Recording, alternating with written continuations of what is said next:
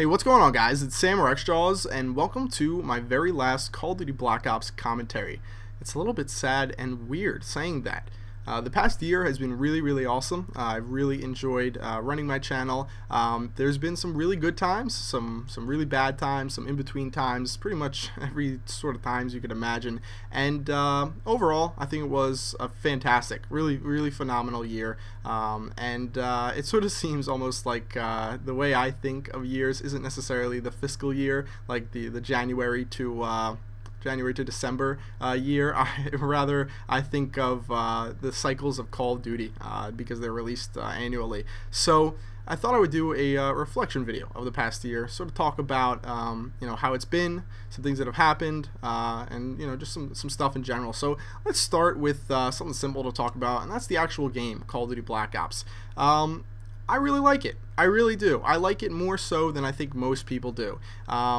I enjoyed Modern Warfare 2, a ton towards the beginning of its life cycle, but as the game progressed on, Infinity Ward showed that it was not too into supporting its game post-launch, and because of it, the game really suffered, and that's unfortunate, really it is, because a lot of people like to say that Modern Warfare 2 is a very flawed game, or it has a lot of flaws, but the truth is that that game only had a couple flaws that made it not an excellent first-person shooter.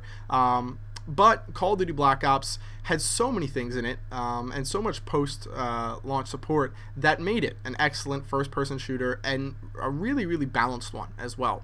So I really enjoyed the time I got to spend on it. I really enjoyed using a bunch of different weapons on this game that I thought were really good. I thought there was a decent weapon balance, not phenomenal. We know that in competitive gaming, the FAMAS is pretty much the only weapon that people use. I really would have liked to see 3 or 4 different assault rifles that were really good to use. But nonetheless, the AK-47, the G11, the Galil, the Commando, and the FAMAS were all great weapons. I'm not going to go through the list of all the weapons I liked in this game, but that was a big part of the reason why I liked this game. Treyarch again did a good job of supporting their game post-launch, added in a bunch of downloadable content, maps that were all pretty damn good. I liked the maps that they came out with. I liked the pretty big changes that they made. They added in a combat record, they added in wager matches, they added in a competitive playlist that was actually brought or was actually something that someone from the YouTube and Call of Duty competitive community pushed for. So it showed that they really are open to interacting with the community more so than any other developer who's ever made a Call of Duty video or Call of Duty game, and I'm really hoping that that sets the standard for Modern Warfare 3.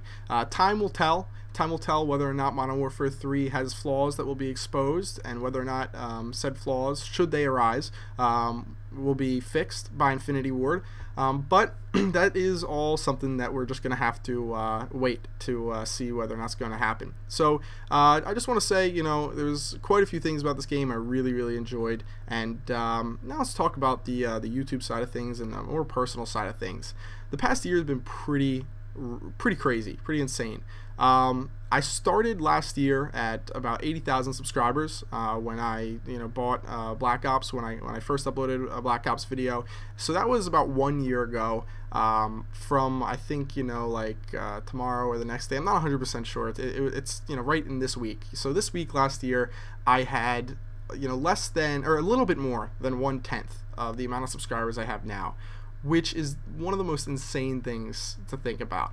I really never expected this game to have such a profound effect on my channel and how fast it would grow.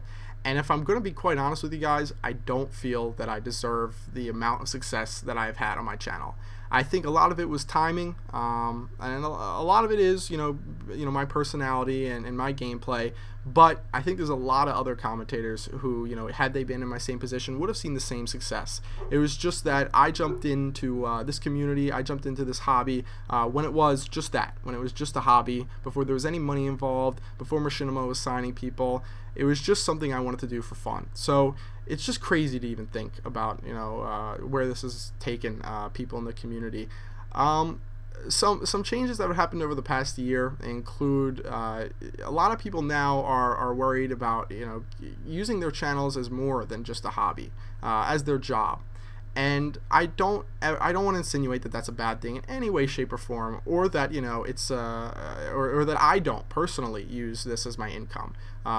But you know, I think it's going to change the way the community behaves, whether that be that includes both, you know, the commentators, the content producers, you know, and the actual fans who watch the videos.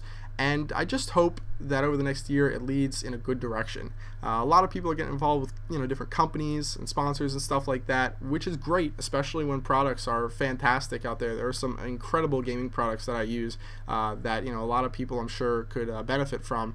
It's just I want to say, you know, I hope everything goes well with that over the next year, because I could easily see channels going from, you know, 100,000 subscribers to 1 million next year, you know, with the community constantly growing, with new people constantly being added to it. You just don't know how big this could get. So, you know, that's really all I want to say. I hope it's not, you know, too serious of a subject to talk about. I hope you guys kind of understand what I'm saying. So yeah, with that out of the way, let me tell you guys about tonight. So in a couple hours, Modern Warfare 3 will be officially released across the world. It's actually already released in some parts of the world, so I shouldn't say across the world in a couple hours. It's already out for some people. It's not out in the United States, as you guys are seeing this video.